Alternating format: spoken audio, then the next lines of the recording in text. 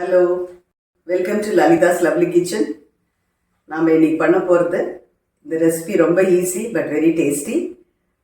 இது வேற ஒன்றும் இல்லை, பொடி தோசை. நம்ம இது வரைக்கும் நிறைய டிஃப்ரெண்ட் வெரைட்டிஸ் ஆஃப் தோசை பார்த்துருக்கோம். ஸோ பிகாஸ் ஆஃப் மெனி வியூவர்ஸோட demand they wanted normal dosa வேணும் அப்படின்னு சொல்லிட்டு கேட்டனால I thought I share with you. Normal dosa எல்லாருக்குமே தெரியும் எப்படி பண்ணணும் அப்படிங்கிறது. But each one will make it in a different way. அதனால நான் என்னோட மெத்தட்ல எப்படி பண்ண போறோம் அப்படிங்கிறத பார்க்கலாம். நான் வந்து சோக் பண்றதுலேருந்து அரைக்கிறதுலேருந்து காட்டும்போது என்ன ஆகும்னா it will become a very big video. I know today, these days, nobody has got time to sit and watch everything.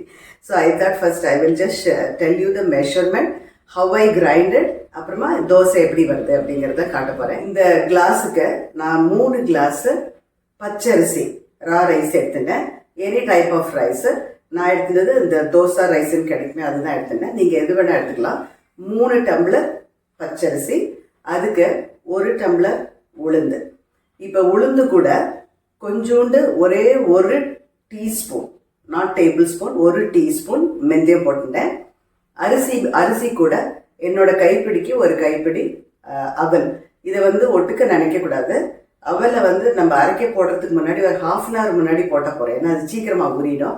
So இதை வந்து நல்லா வாஷ் பண்ணிவிட்டு I have left it for நல்ல சோக் ஆகட்டும் அப்படின்னு சொல்லி ஒரு 3 hours வச்சுருந்தேன். அரிசியும் உளுந்தோம், அரிசி தனியாக உளுந்து தனியாக. அதுக்கப்புறமா அதை நல்லா கிரைண்ட் பண்ணேன். இப்போ அரிசி கூட அவலோ அதுக்கப்புறமா நம்ம மெந்தியமும் எதுக்கு போட்டுக்கிறோன்னா அது வந்து நல்ல கலர், ஃப்ளேவர், அப்புறமா நல்ல கிறிஸ்பியாக வரும்.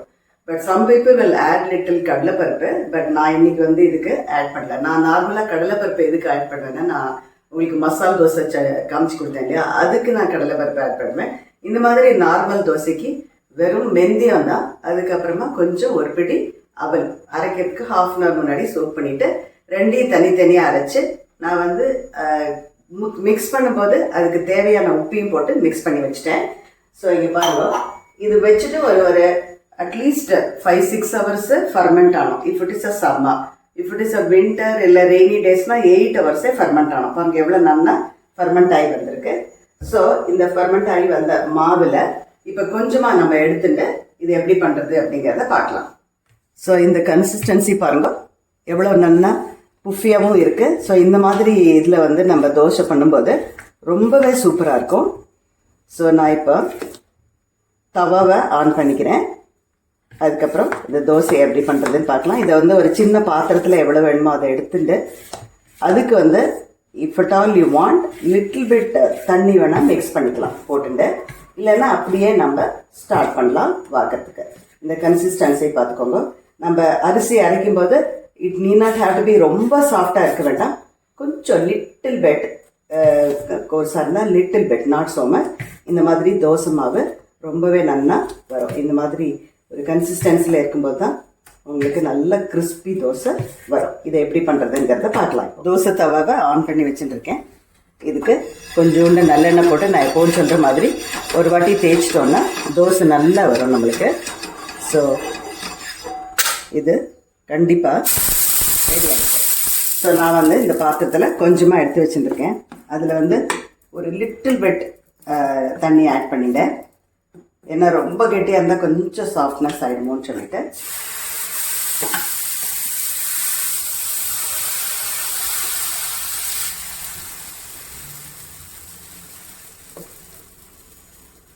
ஸோ நீங்கள் பார்த்தாலே தெரியுது இல்லையா எவ்வளோ ஹோல்ஸ் வருது பாருங்கள்.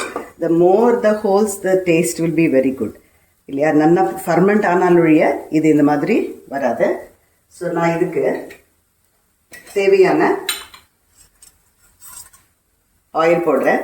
நான் திருப்பத்துக்கு முன்னாடி கொஞ்சம் கீ ஆட் பண்ணுவேன். அப்போ வந்து இந்த taste will be very very nice.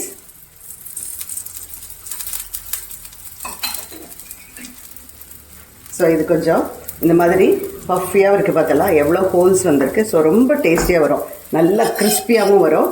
So நம்ம என்ன பண்ணோம், இந்த சமயத்தில் இந்த சட்னி பொடியை அது மேலே போடணும்.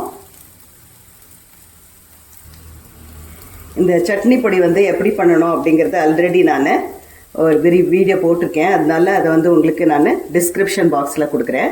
ஸோ இந்த இதை வந்து பொடியை இந்த மாதிரி நல்லா தூவலாம், கையால் தூவினா போகிறோம். அதே மாதிரி இன்னொரு tips I wanted to tell you. இந்த தோசை உளுந்து அரைச்சிட்டு அப்புறம் அரிசியை தனியாக அரைச்சிட்டு கலக்கணும்னு சொன்னேன் இல்லையா, அந்த மாதிரி கலக்கும்போது ப்ளீஸ் யூஸ் யுவர் ஹேண்ட்ஸ். நம்ம வந்து அதுக்கு we cannot யூஸ் த கரண்டியால் பண்ணக்கூடாது. ஏன்னா அந்த கையில் பண்ணும்போது தான் அந்த ஃபர்மெண்டேஷனும் நல்லா வரும். அது மாதிரி தோசையில் நம்ம வந்து இந்த பொடியை போட்டுட்டு அது மேலே கொஞ்சம் நெய்யை விட்டுட்டு இது இன்னொரு பக்கம் திருப்புறதே வேண்டாம். இந்த மாதிரி ஒரு தோசையை பண்ணிவிட்டு பொடி தோசைக்கு. அதர்வைஸ் நார்மல் தோசைன்னா of course we will make normal dosa 2 பக்கம் திருப்போம் இல்லையா, இதுக்கு திருப்ப வேண்டிய அவசியமே இல்லை. பாருங்கள் எவ்வளோ நல்லா வந்திருக்கு கிறிஸ்பியாக. ஸோ இதை அப்படியே எடுத்து சர்வ் பண்ணிட வேண்டியதா. ஸோ இதுக்கு பேர் பொடி தோசை அப்படின்ட்டு சொல்வா. இதுக்கு நம்ம இப்படியே சாப்பிடலாம். இதுக்கு not necessary you need to have chutney or sambar. But even if you feel like having there is no problem. But இந்த மாதிரி நம்ம பொடி தோசையை பண்ணிட்டு சர்வ் பண்ணும்போது it will be very very nice. So அதுக்கு கொஞ்சம் நெய் போட்டுட்டா தான் அந்த டேஸ்ட்டு நல்லாயிருக்கும். ஸோ அது மேலே இந்த சட்னி பொடி, இது இல்லைன்னா தோசை மிளகா பொடி, தோசை இட்லி பொடின்னு நான் ஒரு வீடியோ போட்டிருக்கேன், அது கூட ஸ்ப்ரெட் பண்ணலாம். இதில் வந்து என்னென்னா இதில் கொஞ்சோண்டு நான் கொப்பரை போட்டிருக்கேன். இதில் அதில் வந்து நோ கொப்பரை. ஸோ விச்சவர் பொடி you want you can make. எல்லாம் கிறிஸ்பியாக அப்படி வந்துட்டு பாருங்க, க்ரன்ச்சியாக.